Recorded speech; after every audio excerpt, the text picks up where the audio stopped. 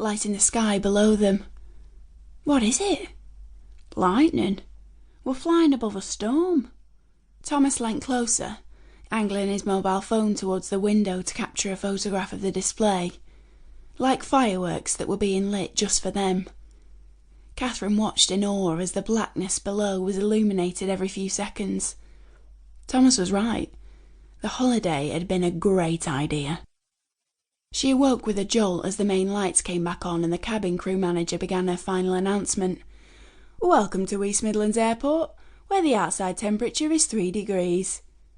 "Ugh, no," Catherine groaned. She stood up and collected her phone and book from the seat pocket in front of her. "I'd just got used to it being at least 20 every day." "Back to the real world now," Thomas said, leading the way down the aisle. A world without Claire, Catherine thought, as she followed her brother. Chapter 3. Footsteps on the floorboards outside, though she couldn't hear them. A cough. "You all right in there?" There was a pause, then a head appeared around the door, baseball cap pulled low over the brow. "Oh, shit." He stepped over to her, bending closer, then raising his voice. "You need to come in here." The other man stomped up the stairs. "What's wrong with you? You want everyone in town to hear?" He caught sight of the lifeless body slumped on the filthy floor. Middle-aged and wiry, he wrinkled his nose at the smell that filled the room. The younger man was almost wringing his hands. "What are we going to do? She's dead. How can she be? The boss is going to kill us. You know how much that stuff's worth. Not to mention we've now got a dead body to sort out. God, she's been a nightmare from the start, whinging and whining. Then we had to rearrange getting her home." "You can't blame her for that. It was just bad timing. Look, calm down, will you? Are you sure she's dead?" "I'm not touching her. It looks like she is to me."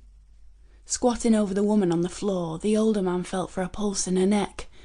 "She's gone all right." "So what do we do?" "I'll show you." Taking a closed knife from his pocket, he exposed the blade and brandished it at his companion, who backed away, shuddering. "You're not seriously gonna—" "No, you are." Chapter 4. Opening his eyes, Mark Cook felt the enormity of his hangover, groaned and closed them again. As he swallowed, the lingering taste of alcohol and kebab meat almost made him retch. He reached out, fumbling on the bedside table to see if he'd remembered to bring a glass of water to bed with him. No such luck. His mouth was parched and his head pounded. Groaning again, he managed to sit up as rain began pattering the window. The room was dull, the half-drawn curtains blocking what little light there was outside. He leant over the bed, his stomach protesting, a vague memory of dropping his phone on the carpet flitting through his mind. Blinking at the screen, he checked the time. 8:37 a.m. Lauren would have gone to work. Then he blinked, his stomach tightening as he remembered. His wife wouldn't be at work today. He stood, head still thumping, and made his way downstairs, downing half a pint of water as soon as he reached the kitchen. He hadn't wanted to come into the room, not with the smell and the lingering accusations, but he had to. He couldn't put it off any longer. As he turned to put the empty glass into the sink, it slipped from his grasp, shattering as it hit the tile floor. With a curse, he bent to pick up the bigger pieces, swearing again when one dug into his thumb. Sucking the droplets of blood from it, he picked his way across the room, avoiding the spatter and mess, to retrieve the dustpan and brush. Wouldn't do for the cat to get a shot in her paw. He wrapped the fragments in several sheets of newspaper and shoved the lot in the bin. As he turned back, he caught sight of a few droplets of blood on the cupboard handle, more on the floor. Swallowing deeply, nausea climbing in his throat, he moved to the sink, took a bucket out from beneath it. He squirted a good measure of bleach inside and turned on the hot tap. Bleach would do the trick. Better not let the cat in.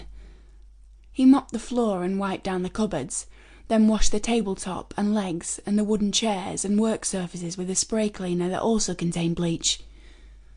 Adding to the sweet, sickly smell in the room was the cat litter tray, standing in the corner, needing attention. Sighing, he took the roll of black plastic bin bags from under the